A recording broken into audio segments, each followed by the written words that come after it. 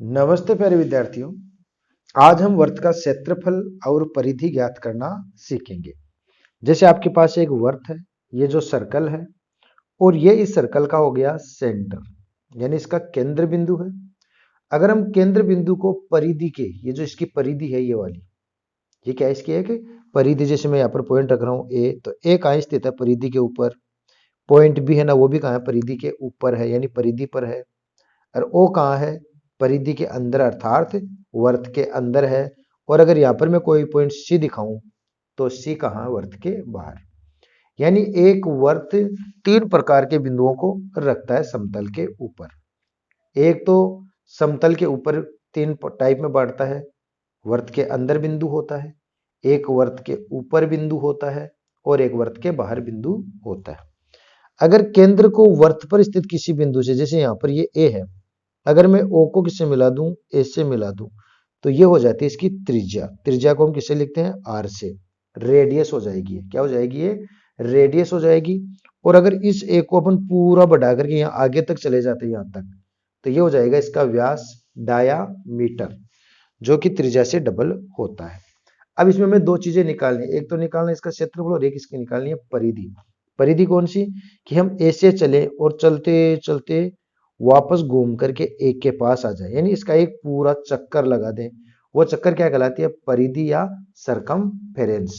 तो सरकमफेरेंस या जो वर्त की परिधि है, उसका फार्मूला क्या होता है वो ध्यान दीजिए। तो वर्त की परिधि, परिधि का फार्मूला होता है 2 पाई आर। आर यहां पर त्रिज्या होती है। पाई जो है, पाई का मान हम निकटतम में 22/7 या 3.14 यूज में लेते हैं। जैसा आपको क्वेश्चन में दिया जाए वैसा आपको यूज में ले लेना है।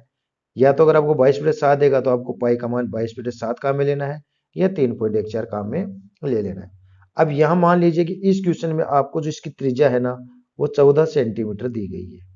इसकी त्रिज्या कितनी दे दी गई है, 14 सेंटीमीटर दी गई है। और आपसे बोला गया है कि इस परिधि ज्ञात कीजिए। तो परिधि के लिए देखो फार्मूला बनेगा 2 पाई आर।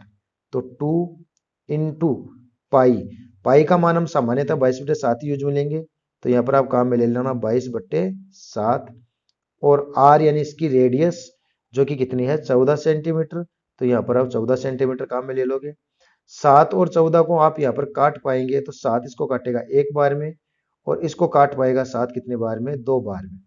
अब हम 2 को 22 को और 2 को यहाँ पर मल्टीप्लाई कर लेंगे। 2 को 22 से गुणा करेंगे तो 22 दूना 44, और 44 को 2 से गुणा और कर लेंगे तो 44 दूना 88 सेंटीमीटर। यह तो हो गया इसका सरकमफेरेंस। अब अगर आपको पूछे इसका क्षेत्रफल, तो हम निकालेंगे यहां पर वर्त का क्षेत्रफल। अब देखो, वर्त का क्षेत्रफल यदि आपको निकालना है, तो क्षेत्रफल कौन सा पार्ट हुआ, क्षेत्रफल का मतलब है कि इस वर्त के अंदर जो आपको ये खाली जगह दिखाई दे रहा है ना, कंप्लीट ये जो खाली जगह है, इस जगह को ही हम यहाँ पर किस में निरूपित करेंगे, क्षेत्रफल में। जैसे मान लो क्रिकेट का मैदान होता है, वो लगभग वर्ताकारी तो होता है ना, तो उसके अंदर जो दूब लगी हुई होती है, जहां पर खिलाड़ी खेल रहे होते हैं, वो वाला एरिया किस में आता है, क्षेत्रफल में आता है। और परिधि में कौन सा होता है, इसके साइड वाला, ये वाला।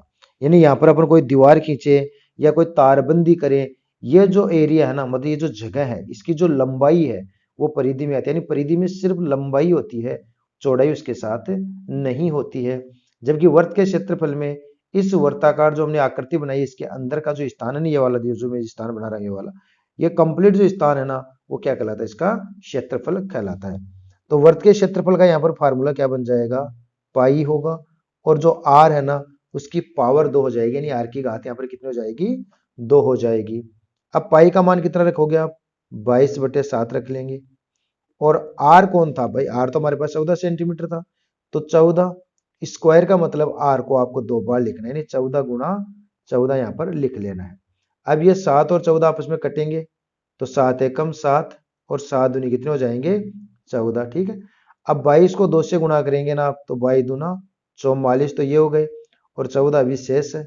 तो 14 और 44 को अब हम गुणा कर लेंगे, तो 14 को 4 से गुणा करेंगे तो 14 चौक 56, हासिल की हो जाएगी 5। फिर 14 चौक 56, और 56 में आप 5 हासिल की जोड़ दोगे तो 61, 616। अब ये सेंटीमीटर में था, तो या तो आप इसको लिखेंगे सेंटीमीटर स्क्वायर, और या आप इसका प्रतीक लिखेंगे वर्ग सेंटीमीटर। ये क्षेत्रफल की इकाई होती है।